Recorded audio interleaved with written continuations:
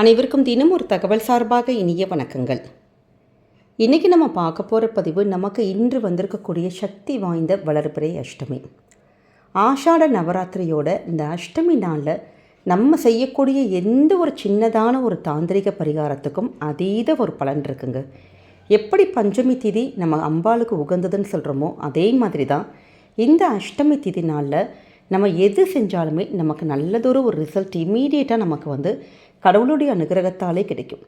அப்படிப்பட்ட இந்த நாளில் நம்ம செய்யப்போகின்ற ஒரு எளிமையான தாந்திரிக பரிகாரம். எப்பயுமே இது மாதிரி நவராத்திரி நாட்களில் நம்ம அம்பாளுக்கு விளக்கை ஏற்றணும், பூஜைகள் பண்ணணும், நிறைய அந்த ஃபார்மாலிட்டி சொல்லுவோம். ஆனால் நம்ம செய்யப்போகின்ற இந்த ஒரு பரிகாரத்துக்கு நமக்கு அது மாதிரி எந்தவித ஃபார்மாலிட்டிஸ் எதுவுமே கிடையாதுங்க.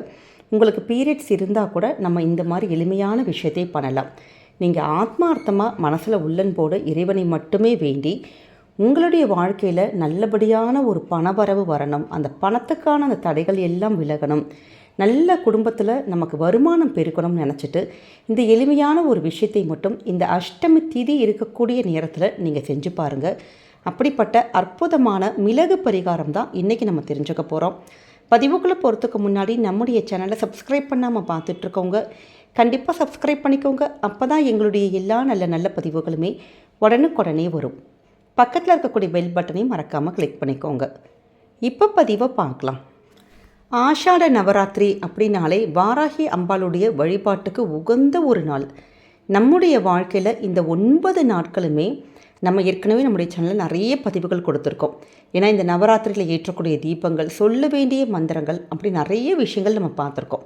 அப்படி இந்த ஆஷாட நவராத்திரியுடைய பஞ்சமி திதி எந்த அளவுக்கு முக்கியமோ அதே மாதிரி தாங்க அஷ்டமி திதி, 8ஆவதாக வரக்கூடிய திதி. இந்த நாளில் நம்ம செய்யக்கூடிய எளிமையான ஒரு விஷயம், ஆத்மார்த்தமாக காலபைரவரையும் நீங்கள் நினச்சிக்கலாம், நம்முடைய வாராகி தேவியும் நினச்சிக்கலாம். குடும்பத்தில் இருக்கக்கூடிய முதன்மையான ஒரு பிரச்சனை என்னன்னு கேட்டிங்கன்னா பணவரவு தான். எல்லா இடத்துலையுமே பணத்தில் பிரச்சனை இருக்குது, பணம் சிக்கல் இருக்குது. பணம் இருக்கவங்க கிட்டேயுமே பணத்துக்கு பிரச்சனைகள் வந்துடுது, பணம் இல்லாமல் கஷ்டப்படுறவங்க கிட்டேயும் பணத்துக்கான பிரச்சனைகள் இருக்குது. அப்படிப்பட்ட அந்த பணமானது நமக்கு வீட்டுக்கு வருவதற்கு, நம்ம கையில் வர்றதுக்கு ஏதாவது ஒரு பிளாக்ஸ் இருக்குது, ஒரு தடைகள் இருக்குது, இல்லை நமக்கு வரவே மாட்டேங்குது. பணம் உழைப்பு போட்டால் கூட பணம் வர மாட்டேங்குது. நிறைய பேர் பணத்தை அடுத்தவங்க கிட்ட கொடுத்துருப்போம், நம்ம யாராவது கஷ்டப்படுறாங்க இல்லை ரொட்டேஷனுக்குன்னு சொல்லி நம்ம கொடுத்துருப்போம். அந்த பணம் கூட நமக்கு திருப்பி கேட்கக்கூடிய அந்த நேரத்தில் நமக்கு அவங்க கொடுக்காம அப்படி இழுத்தடிச்சிட்டே இருப்பாங்க. அப்படிப்பட்ட அந்த பணம் நம்ம திருப்பி வர்றதுக்கு இப்படி பணம் சம்பந்தப்பட்ட எந்த ஒரு பிரச்சனைகளுக்கும் நீங்கள் தாராளமாக இந்த எளிமையான ஒரு பரிகாரத்தை பண்ணலாம். இதற்கு நம்ம குளிச்சிருக்கணுமா, இல்லை பீரியட்ஸ் ஆனால் அப்படி பண்ணலாமா, வேறு ஏதாவது தீட்டு காலங்கள் பண்ணலாமா, அப்படி எந்தவித ஃபார்மாலிட்டி எதுவுமே கிடையாது. உங்கள் கையில் 8 மிளகு மட்டும் இருந்தால் போதும். 8 மிளகு வச்சு நம்ம செய்யக்கூடிய எளிமையான ஒரு விஷயந்தான். எப்பயுமே ஒரு எதிரி வீட்டில் போய் நம்ம சாப்பிட்றதா இருந்தால் கூட கையில் ஒரு 3 மிளகு இருந்தால் போதும்னு சொல்லுவாங்க. ஏன்னா அந்த மிளகானது நம்ம உடம்புக்குள்ளே இருக்கக்கூடிய எப்படிப்பட்ட விஷயத்தையும் அது முறியடிக்கக்கூடிய சக்தி இந்த மிளகுக்கு இருக்குது.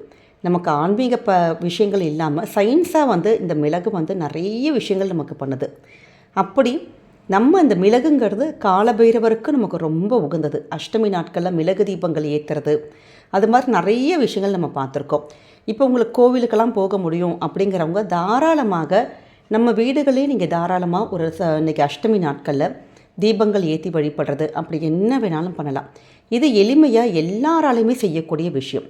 8 மிளகு கண்டிப்பாக நம்ம அடுப்படியில் கிச்சனில் அந்த மிளகு இல்லாத வீடே கிடையாது. அந்த நீங்கள் மிளகை எடுத்துக்கலாம்.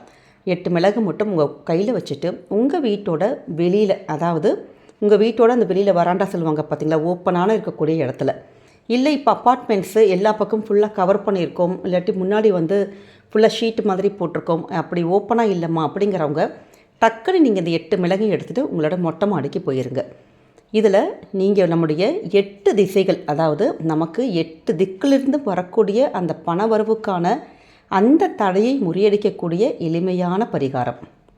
கையில் இருக்கக்கூடிய இந்த 8 மிளகை 8 திசையில் நம்ம தூக்கி போட்டோம். அதை 8 டைரக்ஷன்ஸில் நீங்கள் தூக்கி போட போகிறீங்க, அவ்வளோதான். அதாவது கிழக்கு, மேற்கு, வடக்கு, தெற்கு, அப்புறம் வடகிழக்கு, தென்மேற்கு, தென்கிழக்கு, வடமேற்கு. அதாவது ஈஸ்ட், வெஸ்ட்டு, சவுத்து, நார்த்து, அப்புறம் north east, south west, south east, north west. இது தாங்க இந்த 8 திசைகள். இதை தான் எண் திசைகள்னு சொல்கிறோம். இந்த டைரக்ஷன்ஸில் நீங்கள் கையில் மிளகு வச்சுட்டு ஒவ்வொரு இதாக ஒன்று கிழக்கு பக்கம், மேற்கு பக்கம், வடக்கு பக்கம், தெற்கு பக்கம், இப்படி இந்த 8 திசைகளிலுமே ஒவ்வொரு மிளகாக நம்ம இப்படி தூக்கி தூக்கி போடுறோம். இவ்வளோ தான்.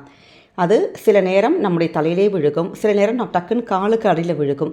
இப்படி எந்த பக்கம் உங்கள் மேலே விழுந்தாலும் பரவாயில்ல, நீங்கள் அந்த ஐதீகத்துக்கு நம்மக்கிட்ட இருக்கக்கூடிய இந்த பணப்பிரச்சனைகள் தீரணும், பணவரவுகள் நல்லா வரணும், பணத்துக்கான பிளாக்ஸ் இது எல்லாம் போகணும் அப்படின்னு சொல்லிட்டு இந்த எல்லா பக்கமும் ஒவ்வொரு திசையிலையுமே ஒவ்வொரு மிளகு தூக்கி போட்டுட்டு நீங்கள் எதுவுமே பண்ணாமல் அப்படியே அந்த மிளகு பாட்டுக்கு கீழே கிடக்கட்டும். நீங்கள் பாட்டுக்கு நேராக வந்து உங்கள் வீட்டுக்குள்ளே வந்துடுறீங்க. இவ்வளோதான். அந்த மிளகு கொஞ்சம் நேரம் கழித்து இல்லாட்டி அடுத்த நாள் போல் நம்ம எடுத்து சுத்தப்படுத்திக்கிட்டாலே போதும்.